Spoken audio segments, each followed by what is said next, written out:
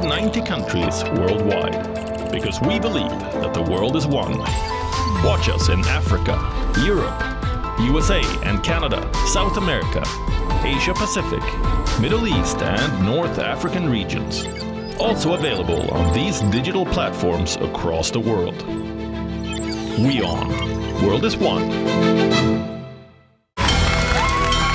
From the bustling trading floors of Wall Street to the vibrant exchanges of Asian stock markets, WION breaks it down for you to make sense of what's happening, as we reveal the key factors behind events, strategic battles, and the game-changing business decisions that shape the world. We bring you all of this and more on World Business Watch.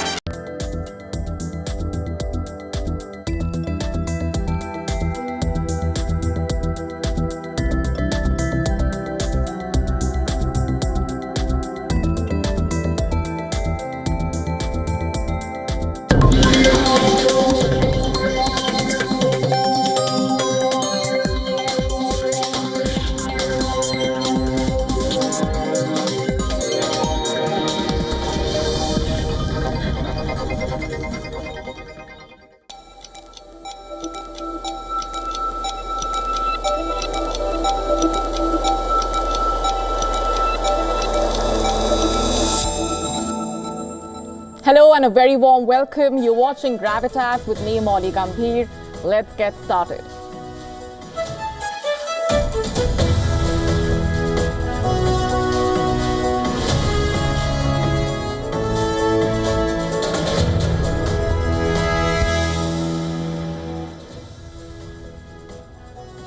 Our top story tonight on Gravitas is about a dangerous chapter, one that has been called Nuclear Age 3. We focus on Russia's secret war with the West, which holds far-reaching implications for the entire world. We decode all that for you in just a bit. And here's a look at what else is lined up for you on the show tonight. Hezbollah has been degraded military by Israel, but it seems to be busy rebuilding for the next conflict as Syria battles rebels. We tell you how Pakistan's reliance on Chinese-built power plants is strangling its economy. How exactly did galaxies come into being? We get you the answer. All this and much more coming up.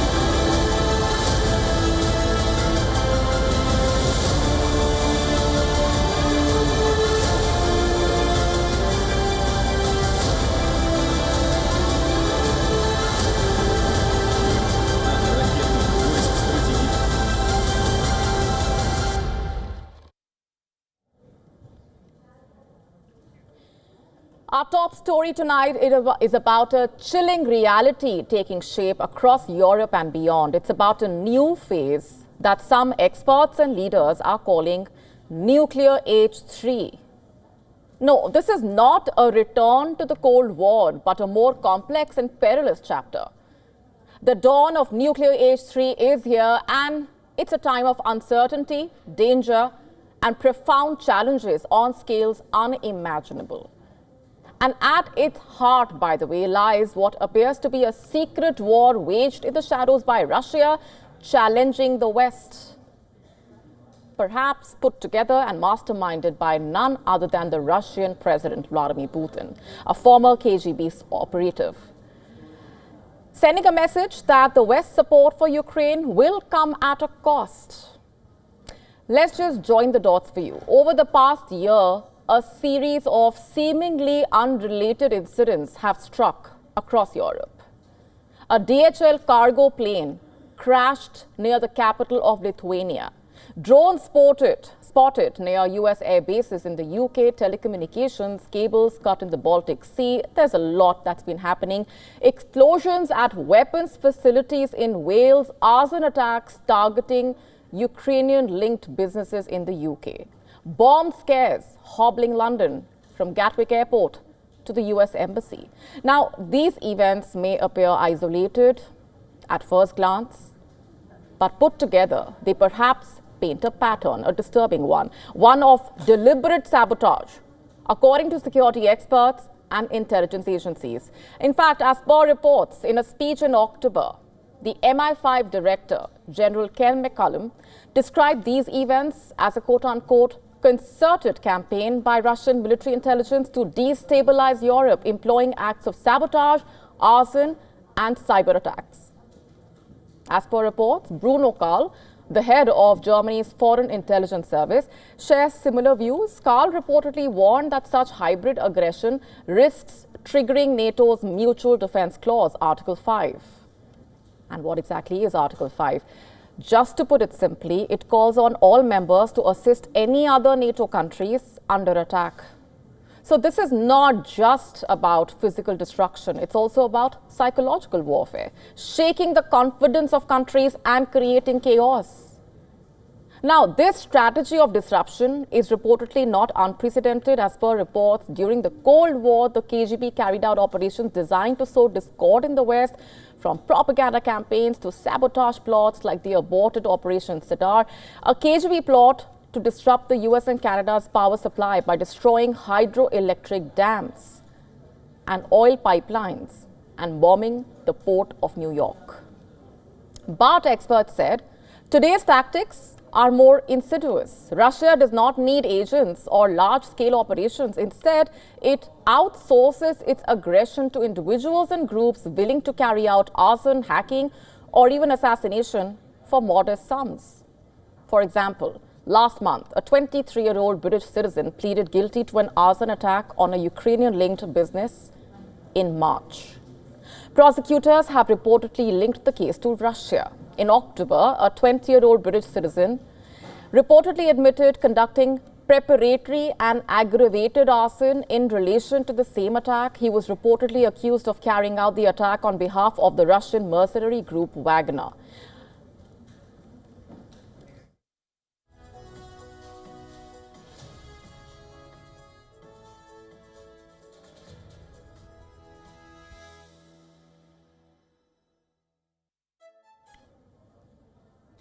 According to a study by a British defense and security think tank, acts of sabotage are carried out for as little as $50 per person. The study further highlighted that the low cost and the high impact of these operations make them an effective tool for Russia to create plausible deniability while achieving its goals, adding that this pattern of outsourcing is becoming the hallmark of modern Russian aggression. But why now is the immediate question. You see, analysts believe this escalation correlates with the West's continued support for Ukraine. As military aid to Kiev has increased, so has Moscow's hostility. They said that in this war, every Western action, from sending arms to imposing sanctions, is perceived as direct aggression. By targeting critical infrastructure, logistics hubs, even public confidence, Russia is executing attacks in a tactful and discreet manner, be it the disruption of television satellites across Europe, the ransomware attack on the NHS and the assassination attempt on a German arms executive. All of these incidents are reportedly calculated moves to make the cost of supporting Ukraine seem way too high. And this shadow war is taking place reportedly against the backdrop of alarming developments in the global nuclear landscape. In a speech on Wednesday, Admiral Tony Radakin, chief of the UK Defence Staff, warned that the world is entering a quote-unquote third nuclear age, adding that the Cold War's balance of terror based on deterrence and the subsequent era of disarmament have given way to a far more dangerous reality. In his speech, Radican reportedly highlighted that China is rapidly expanding its nuclear arsenal. As per reports, China is aiming to reach parity with the United States and Russia by 2030. Radican reportedly further said that combined with the persistent threats posed by North Korea's missile program and Iran's nuclear ambitions, the picture becomes even more complex, adding that the world is now more contested, ambiguous and dangerous than at any time in recent memory. And nuclear weapons are once again central to global instability, leaving the world on the brink of a third nuclear age. So where does this leave the West? Some experts argue that the cost of supporting Ukraine has already been way too high, citing the economic strain and increased security risks. Others, like the MI6 chief Richard Moore, reportedly said that failing to stand firm would basically jeopardize not just Ukraine but the entire post-Cold War order. The stakes are clearly existential. The US and its allies face a strategic crossroads. President-elect Donald Trump promised to end the Russia-Ukraine war, but the details of his plan remain a secret. Could his approach signal a shift in US foreign policy? One that prioritizes peace over confrontation? As the shadow war intensifies and the third nuclear age takes shape, one thing is clear: complacency is absolutely not an option.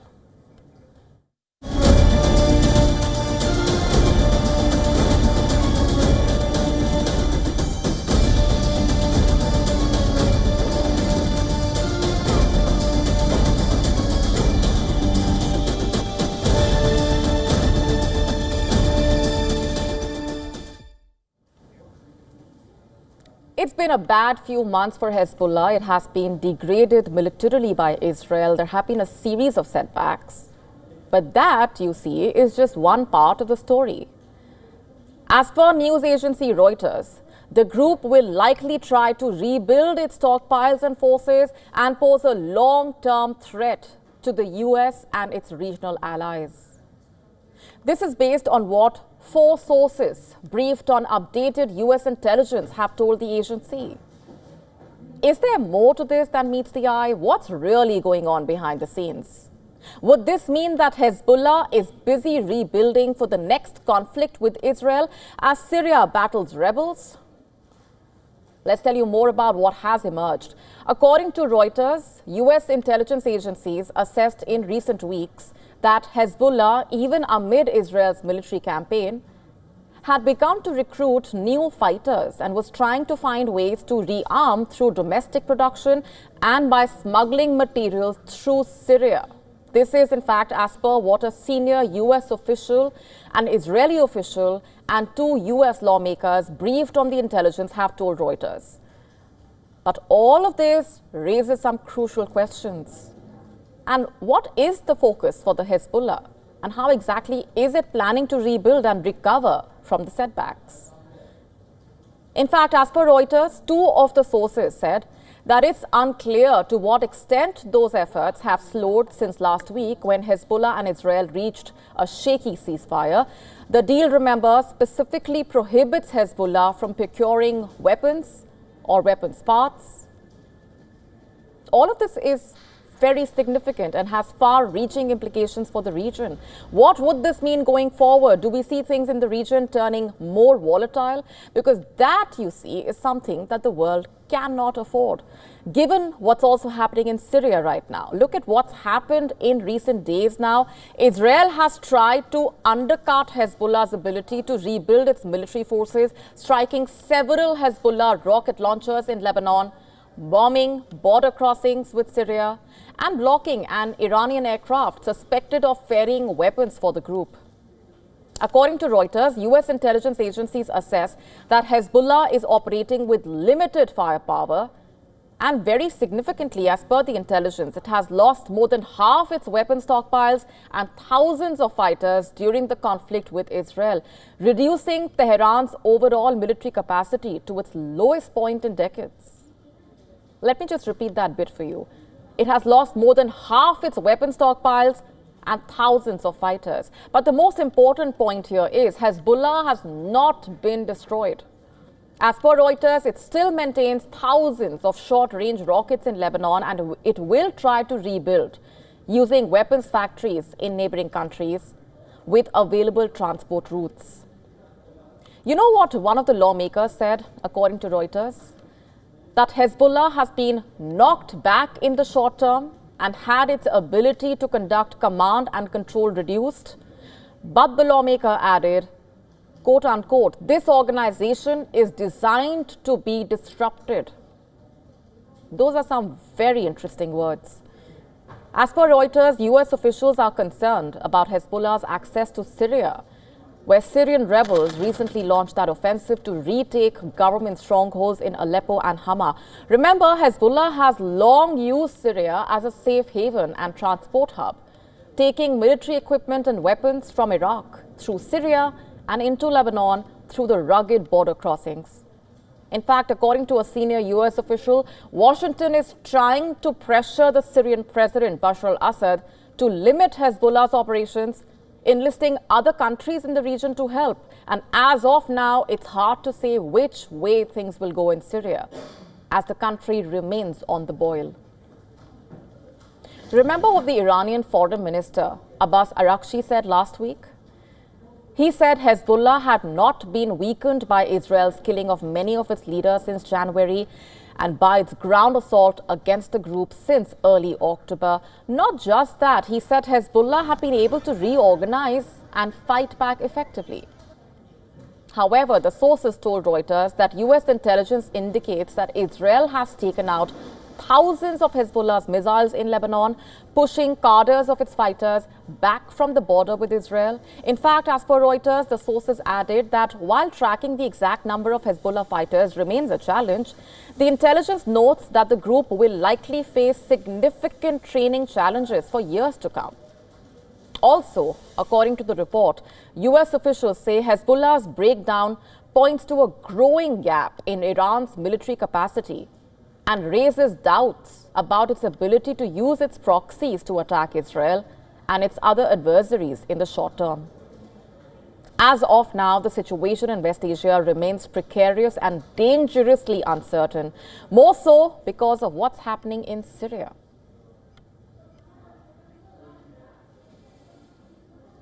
The Syrian government is locked in heavy fighting with the rebels. Despite their efforts of blocking the rebels' advances, the rebels have seized Hama, the country's fourth largest city, located just around 250 kilometers from capital Damascus and just over 100 kilometers from a key Russian naval base in Tartus, threatening the Assad regime's stronghold. Our next report getting you more.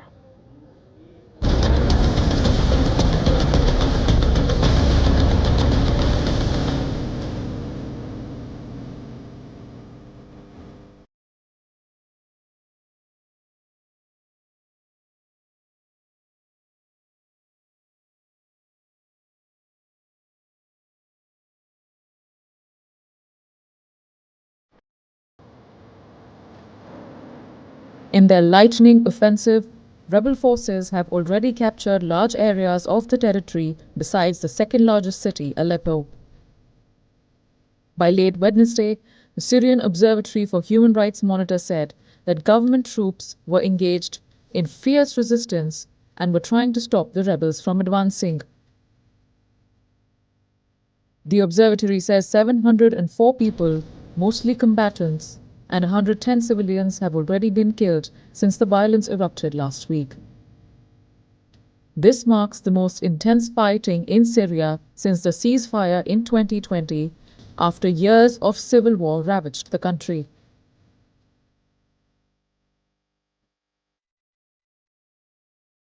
Meanwhile, the rebels have claimed victory in the city of Tel Rifat.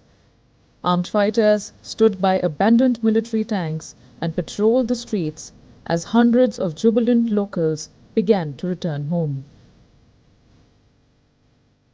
The city of Tel Rifat and its surroundings were completely liberated. and a number of tanks and helicopters were captured. We captured a number of prisoners of war from Assad's group, but we are waiting for the area to be cleared of mines so that our civilian brothers can return to their homes.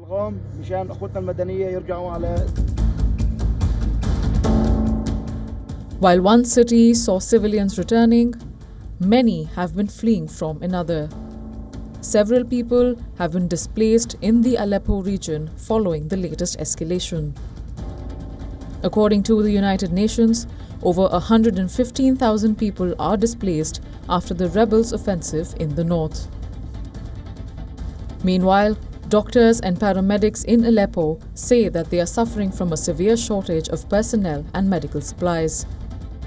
The Aleppo University Hospital, damaged by bombing over the past week, is still working to only provide first aid services.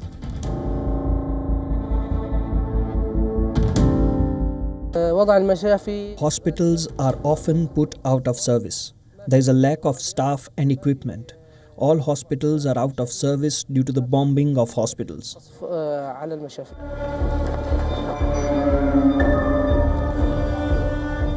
Residents of Aleppo are facing a severe crisis of their own due to shortage of essentials after the city fell to rebel forces. Since then, the situation has only deteriorated. Bureau Report, WION World is One.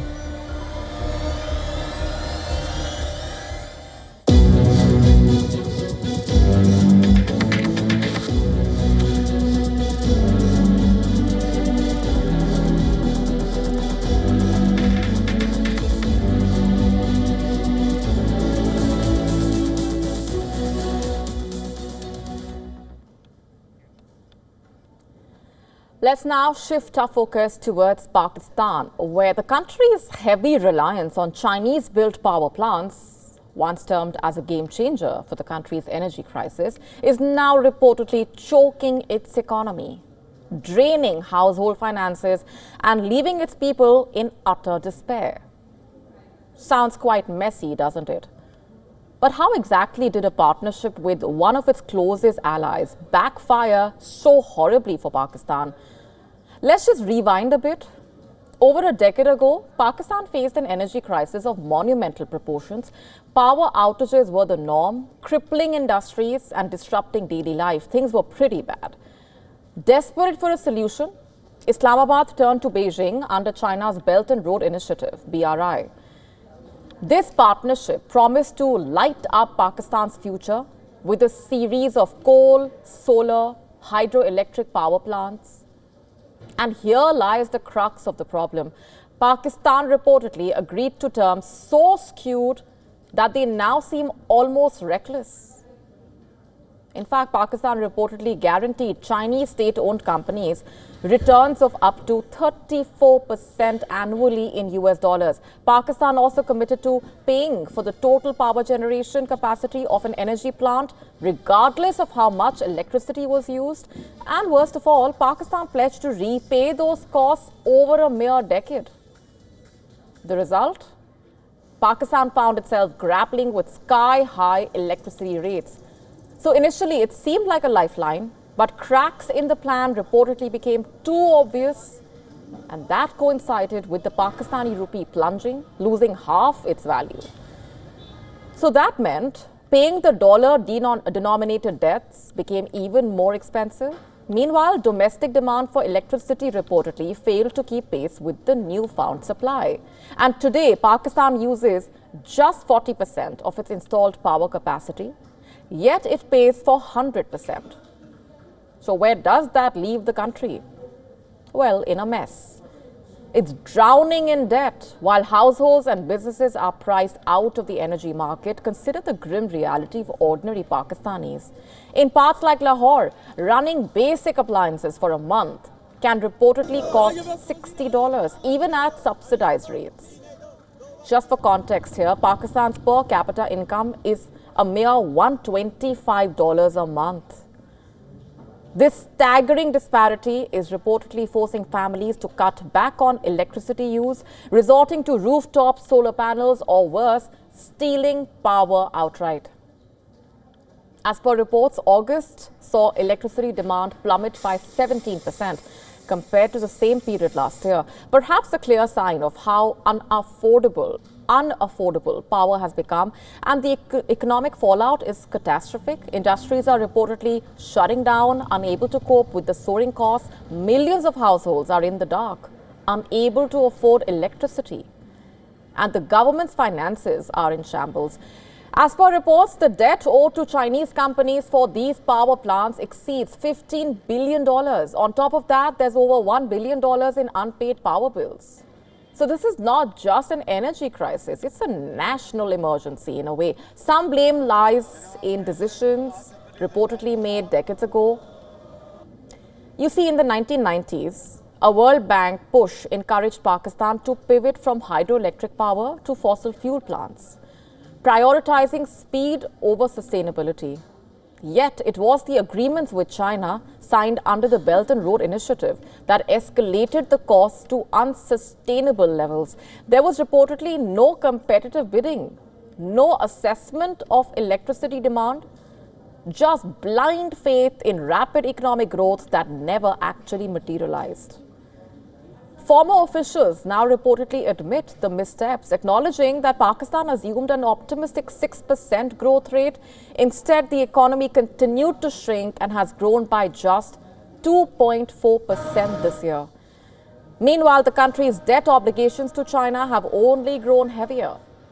According to the World Bank's International Debt Report, Beijing holds nearly $29 billion of Pakistan's external debt. That's 22% of the total, making China Pakistan's largest creditor by far.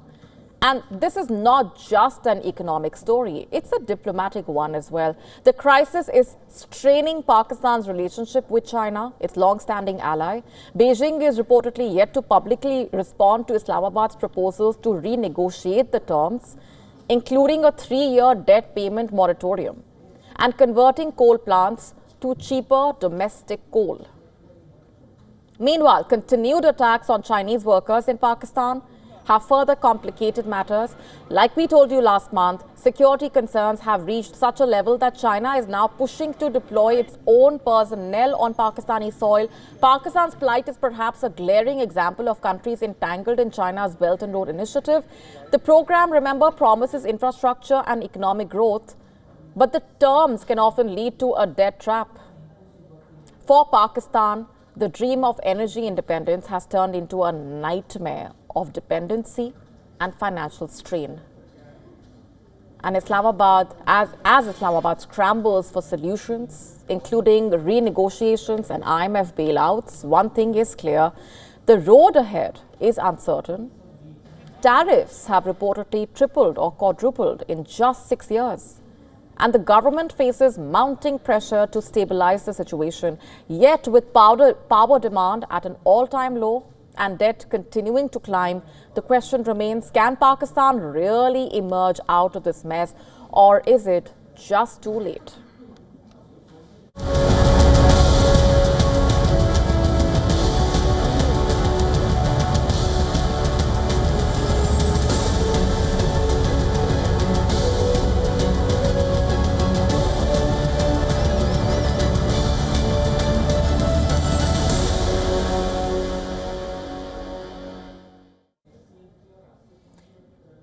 On to Europe now. The political landscape there is teetering on the edge of chaos. Let's start off with France, where it's a horrible case of deja vu. The country once again finds itself dealing with a major political crisis. It's in political shambles, and the French President Emmanuel Macron faces growing calls to step down. On Wednesday, an alliance between far-right and far-left lawmakers toppled the French Prime Minister Michel Barnier. While France has seen no confidence votes before, this was reportedly a historic moment. No government has lost such a vote since 1962. Barnier is now, in fact, the shortest-serving Prime Minister in the history of France since the founding of its Fifth Republic in 1958. You see, Barnier gambled on bypassing a vote to push through a social security financing bill. And he failed, and how? The opposition labelled the move as an overreach of power. And what was the result? A political vacuum that threatens to engulf France, Europe's second largest economy, with no fresh parliamentary elections allowed within a year of the last. Macron reportedly faces an uphill battle. His delayed selection of Barnier after June's election already showcased his indecision. And now the hunt for a replacement begins, but the clock is ticking. In fact, as per reports, France has one of the worst budget imbalances in Europe. And combined with its political situation, it has plunged the country deeper into crisis.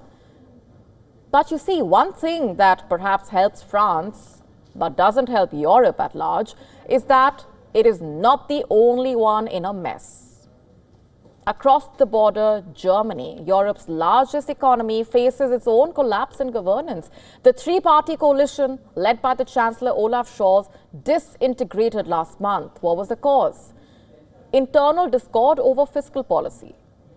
Scholz and his Liberal finance minister, Christian Lindner, reportedly clashed on spending priorities, leaving the government in a crisis. And what was the fallout? Germany now stumbles into early elections slated for February. And until then, the country remains directionless in a way, with no concrete plan for tackling its growing budget deficit. Also, economically, Germany is not doing well. As per reports, the European Commission predicts a meager 0.7% growth for the country in 2025, at a time when the EU desperately needs leadership or direction. The lack of it from both France and Germany is putting the entire continent under threat. And then there's the UK, of course. While Keir Starmer's Labour government has not collapsed per se, its troubles are far from over. You see, in just 5 months as Prime Minister, Starmer has faced relentless scrutiny, with his popularity ratings within the UK standing at -30 as per some surveys. Today, he delivered a speech outlining 6 ambitious goals for his administration: higher living standards, a massive housing push, safer streets, better education, clean energy by 2030, and a revitalized NHS. But as per reports, the speech missed out on one of the most pressing issues: immigration. And you see, opposition leaders wasted no time exploiting this oversight. Conservative Party leader Kemi Badenoch reportedly accused Starmer of sidestepping a critical challenge, while Reform's Nigel Farage dismissed the plan altogether, reportedly calling it a guaranteed recipe for economic disaster.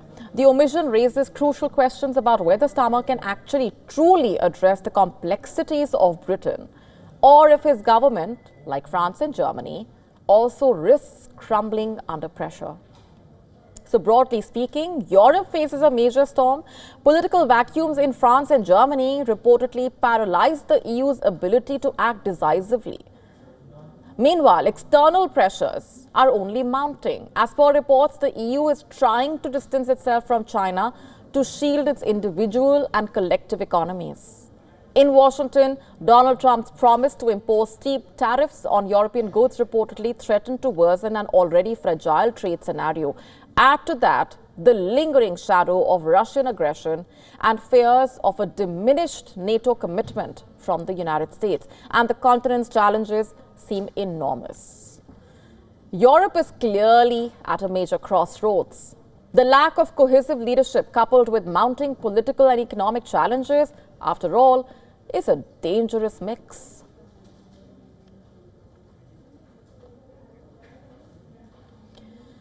The global scrutiny over the violence in Bangladesh, including the attacks and the barely disguised acts of repression against the minorities, especially the Hindu community, has riled Dhaka. In fact, members of parliament in the UK have highlighted the issue, voicing their concern over the incidents that they pointed out are going unchecked. The Bangladesh government is objecting to this. It says the statements by the British members of parliament are based on misinformation.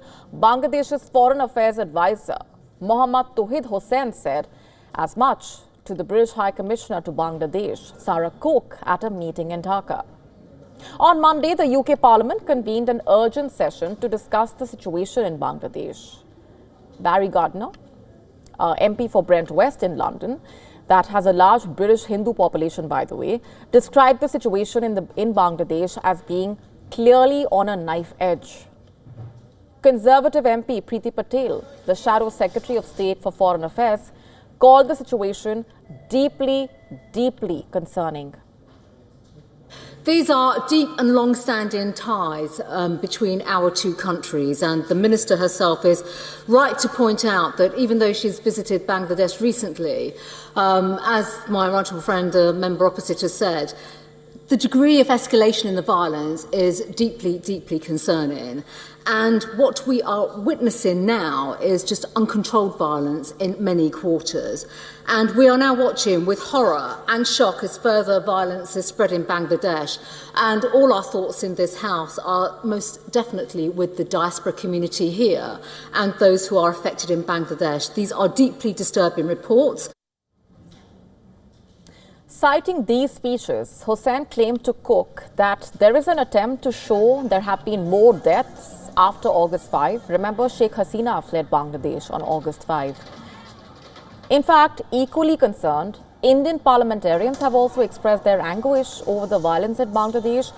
In fact, India's External Affairs Minister, Dr. S. Jaishankar, pointed out in the parliament that the primary responsibility for the protection of life and liberty of all citizens of Bangladesh, including minorities, rests with the government of Bangladesh. On Wednesday, agitated MPs condemned the lack of action by the Bangladesh administration to protect the interests of the minorities, strongly condemning the atrocities against Hindus. BJP MP from Mathura, Hema Malini, underscored the emotional and religious significance of the issue for India. The situation is bad. Now I have requested our government to take action and give protection to our ISKCON devotees and हमारे जितने भी Hindu temples के जितने भी हैं हिंदू भाइयों को ज़रा हेल्प करने के लिए कहा है. ये विदेश नीति की बात नहीं है, ये हमारे भावनाओं की बात है, कृष्ण भक्त की बात है. The MPs also underscored that the monk who has been attacked is even being denied his basic rights, like legal representation.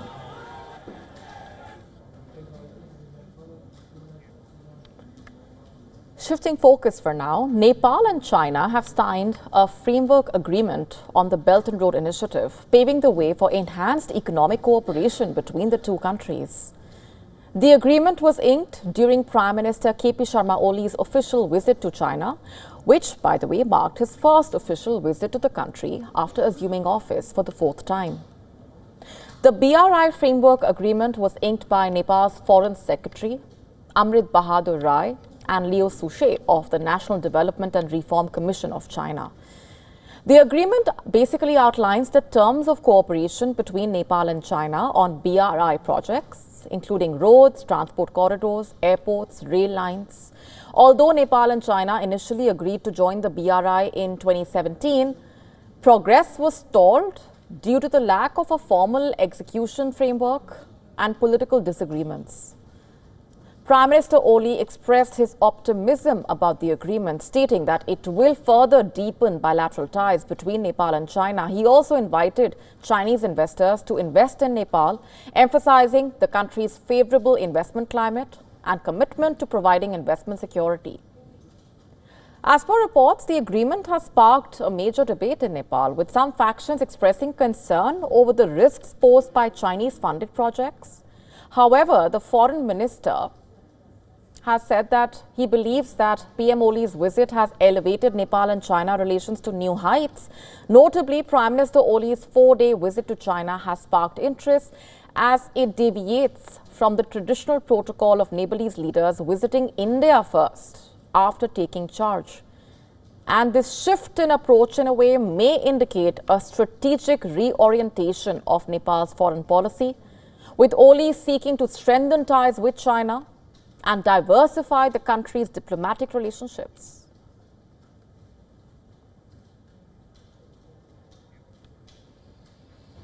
Now to some news from the Maldives now. Earlier this year, the office of the Maldivian President, Mohammad Muizzu, announced that the country would impose a ban on Israeli passport holders entering the country.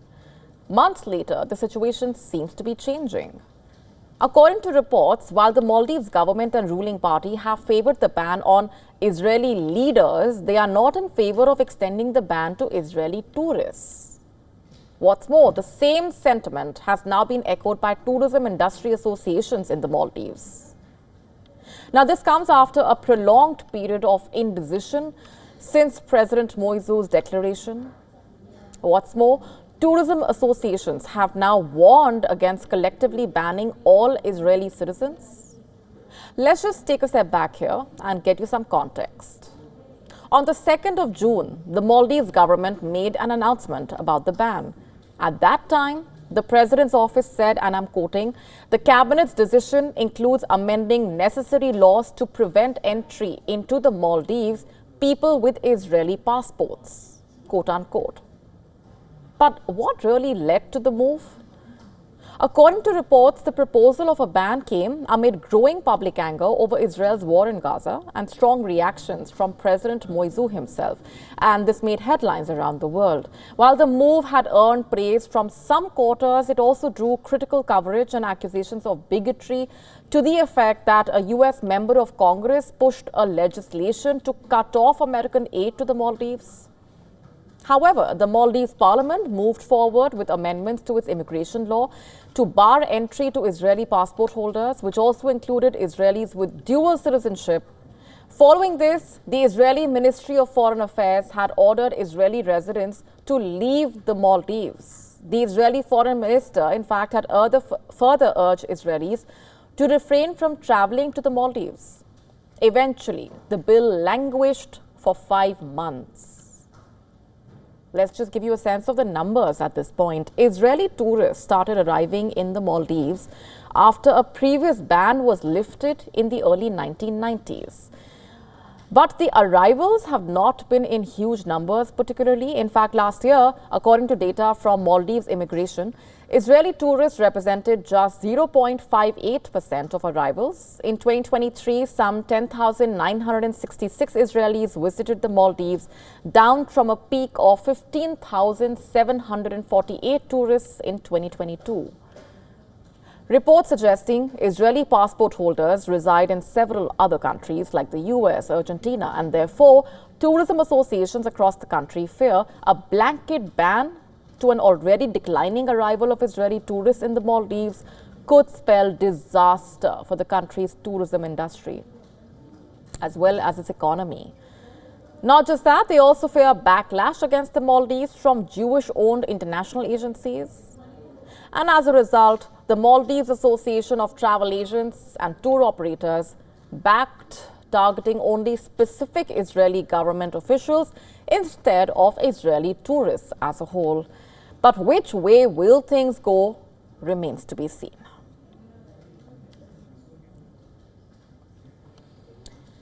Moving on for now, the 50-year-old CEO of United Health's Insurance Division, Brian Thompson, was shot and killed on Wednesday morning outside a Midtown Manhattan hotel in what authorities described as a premeditated, targeted attack. In Midtown Manhattan early this morning, 50-year-old Brian Thompson, the CEO of United Healthcare, was shot and killed in what appears, at this early stage of our investigation, to be a brazen, targeted attack. This does not appear to be a random act of violence. The victim was in New York City to speak at an investor conference. It appears the suspect was lying in wait for several minutes. And as the victim was walking to the conference hotel, the suspect approached from behind and fired several rounds, striking the victim at least once in the back and at least once in the right calf. Many people passed the suspect, but he appeared to wait for his intended target. In fact, eyewitnesses reported that a loud gunshot was heard outside the Hilton Hotel, where the company's annual investor conference was about to take place. As per the police, a masked gunman who was waiting for Thompson shot him multiple times before fleeing on an electric bike. Thompson was immediately rushed to a nearby hospital where he was pronounced dead. I hear 3 shots. I was parking down there in the car. I hear 3 shots. Yeah, and then when I looked, there's a man down. Yeah. Yeah, and then the guy crossed and then he ran. He's a white male, all in black, with a backpack. He crossed this way. That ought to see. And then I called 911. But yeah, maybe someone else already called. But the guy, he was here in this corner the whole night. The driver told me he was hanging around whole night waiting for the guy, the shooter. And he just inside the car waiting for him. Soon he see him, he just shot him. That's all I know. Meanwhile, Paulette Thompson, the wife of Brian Thompson, has revealed that her husband had received some threats before the targeted attack. As the motive still remains unclear, reports indicate that unsettling markings were discovered on bullet shell casings at the crime scene, with the words "deny," "defend," and "depose" inscribed on them. The police suspecting that the gunman may have intended to convey a personal or ideological message through these inscriptions. The shooting took place just hours before New York's iconic Christmas tree lighting at Rockefeller Center that went ahead as scheduled under tight security. Brian Thompson served as the CEO of United Healthcare, the largest health insurer in the United States. It provides health benefits to millions of Americans who face some of the highest healthcare costs globally. The company, in fact, has already been grappling with the fallout from a massive data hack of its Change Healthcare unit that provides technology for U.S. health providers, disrupting medical care for patients and reimbursement to doctors for months.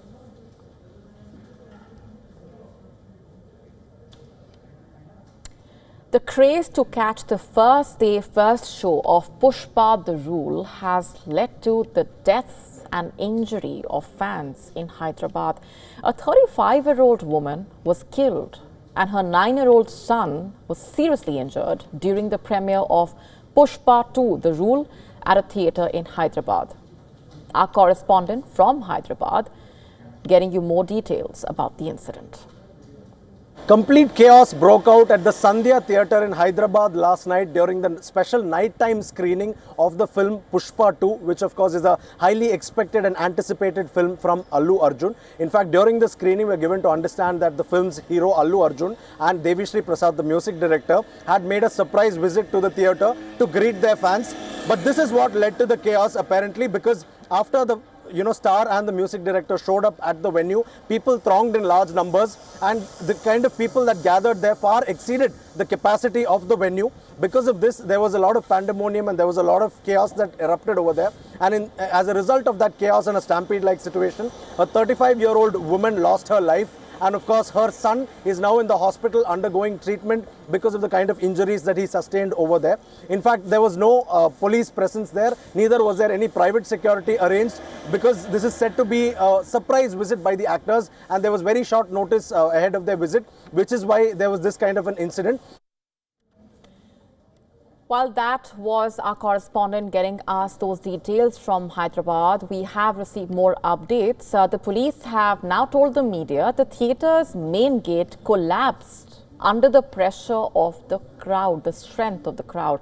There was even lathi charge carried out to control the mob. Despite efforts to maintain order, the stampede turned fatal. Additional police reinforcements were called in to prevent further escalation.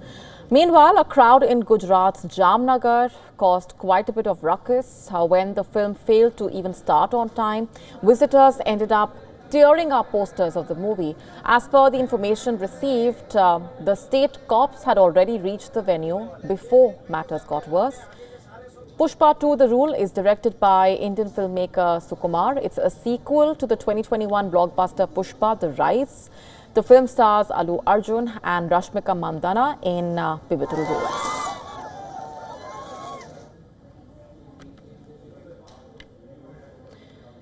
Our next story is out of this world, quite literally. Have you ever wondered how giant galaxies came into being? Well, scientists may just be close to solving that big mystery, one that has led to experts scratching their heads for decades now. According to research, galaxies crashing together 12 billion years ago, also known as cosmic collisions, could have caused some of the universe's biggest galaxies to form. A study by astronomers at the University of Southampton is hoping to solve what they are calling an intergalactic mystery of how elliptical galaxies got formed. Scientists have discovered the birth sites of these galaxies, which could hold important clues about how they were formed. How do these galaxies appear to the naked eye? The ancient galaxies look a lot like bulging footballs as compared to Milky Way, which resembles a flat disk. In a paper published in the journal Nature, the team talked about its efforts of uncovering the source of giant galaxies. How exactly? The team analyzed more than 100 star-forming galaxies in the distant universe by using the world's largest radio telescope, known as ALMA, in Chile's Atacama Desert. According to a team member, when two disk galaxies collide, gas got drawn towards their center. What this led to is the creation of trillions of new stars, which in turn have given birth to these galaxies. What's more, the research findings suggest that these cosmic collisions occurring somewhere between 8 and 12 billion years ago took place during a highly active phase in the universe's evolution. Not just that, the research team worked with two Chinese institutes, Purple Mountain Observatory and the Chinese Academy of Science. The study lead from the Purple Mountain Observatory emphasized a new technique that looked at light distribution from distant and highly luminous galaxies. In fact, adding that these elliptical galaxies form rapidly as gas is drawn inwards to fuel black holes, triggering starbursts at rates which are 10 to 100 times faster than our Milky Way. This study specifically focuses on mapping the stellar components of galaxies, one that enables a better understanding of early galaxy formation and of the universe itself. On that note, it's a wrap on this edition of Gravitas Tonight. This is me, Molly Gambhir, signing off. Thanks very much for watching.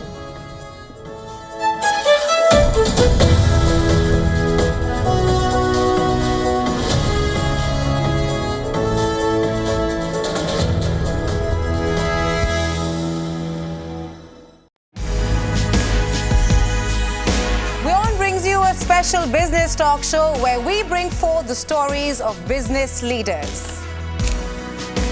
From breakthrough technologies to visionary leadership, we will unlock the trends, the tactics, and dive into the minds of the industry's most influential leaders. WION brings you this special series to uncover what drives them in a candid talk show, WION Business Masters.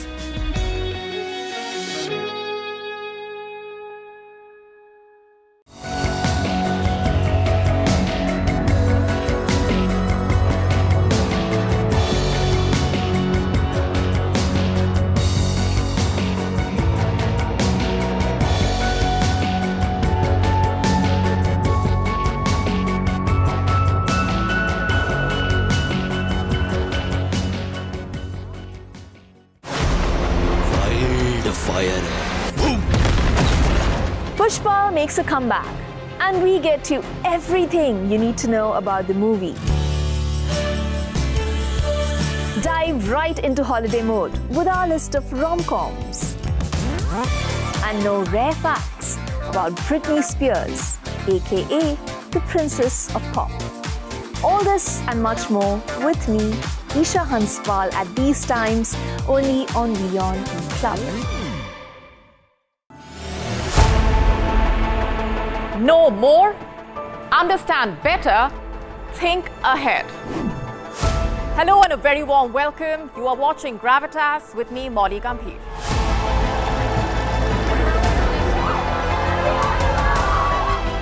Get the facts, not the bombast.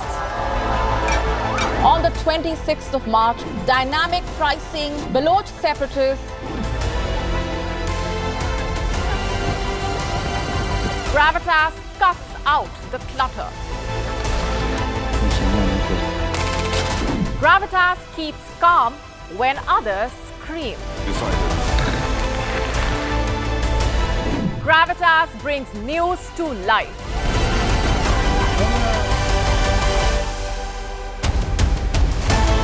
Weekdays, 9 p.m. IST, 3:30 p.m. GMT. Gravitas. Seeing is believing.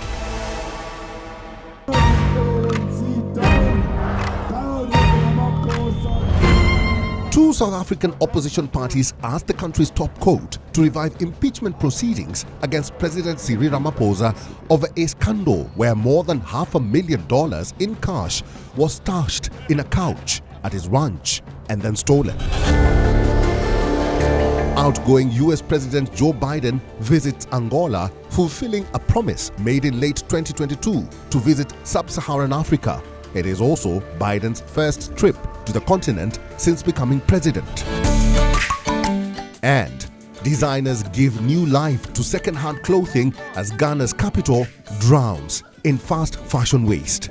That's this week on World of Africa. At these times on WION, World is One.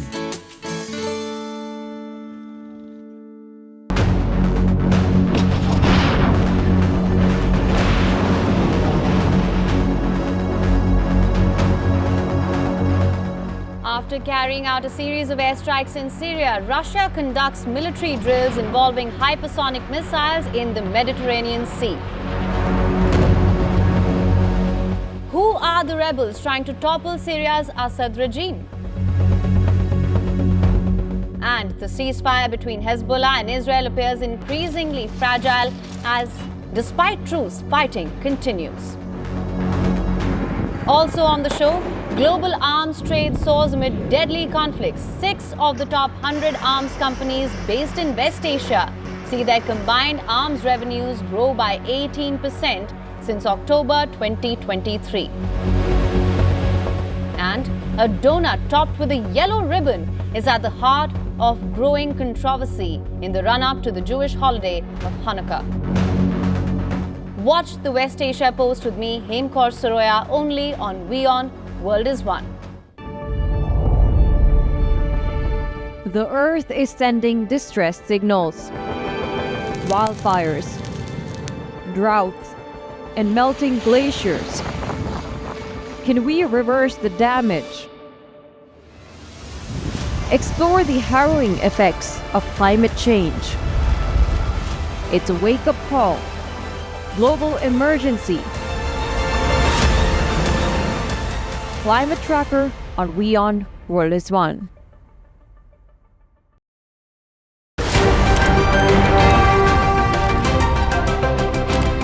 Ready to dive into your daily dose of news? Bringing you what's trending in the West and all that's setting trends in the East. And all of this served up with a side of insightful banter. We don't just bring you the latest stories. We bring you your talking points for the day. And while you do that, from the busy streets of New York, I will provide you with deeper insights on the developments through the course of the day in the US.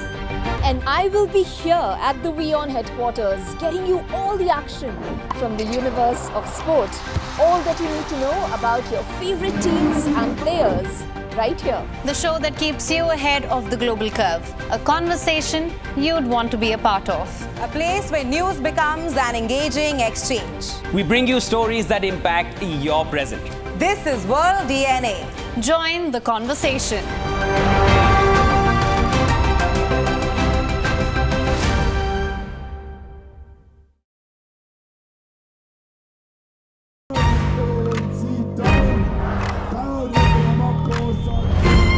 Two South African opposition parties asked the country's top court to revive impeachment proceedings against President Cyril Ramaphosa over a scandal where more than $500,000 in cash was stashed in a couch at his ranch and then stolen. Outgoing US President Joe Biden visits Angola, fulfilling a promise made in late 2022 to visit sub-Saharan Africa. It is also Biden's first trip to the continent since becoming president. And designers give new life to second-hand clothing as Ghana's capital drowns in fast fashion waste. That's this week on World of Africa. At these times on WION, World is One.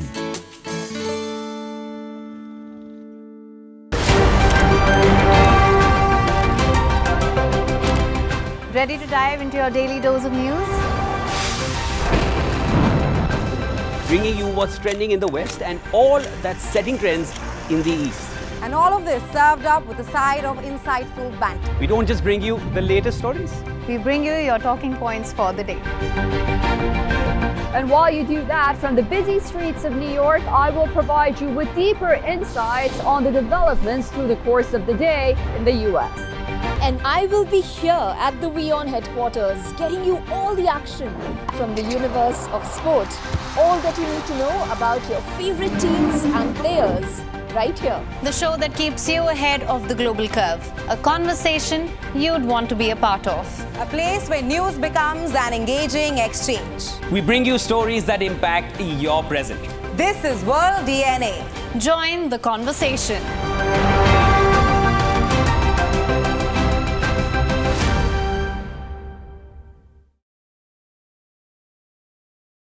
WION, India's global voice. The channel that brings you the biggest stories from across the world through India's lens.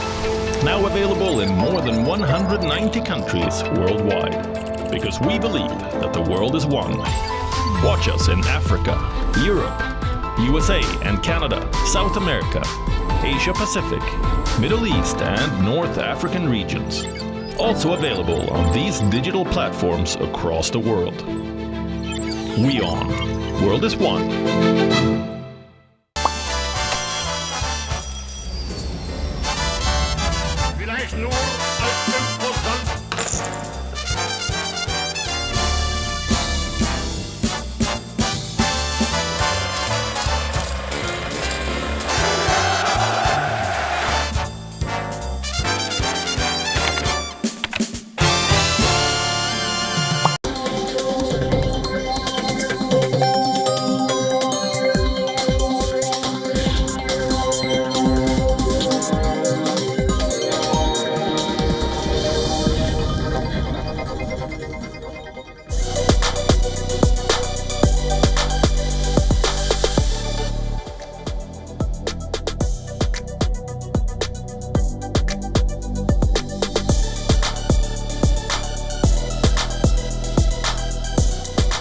Well, thanks for staying with us. You're watching WION World is One. My name is Mohammed Saleh, and let's start this broadcast by taking a quick look at what is making headlines at this hour.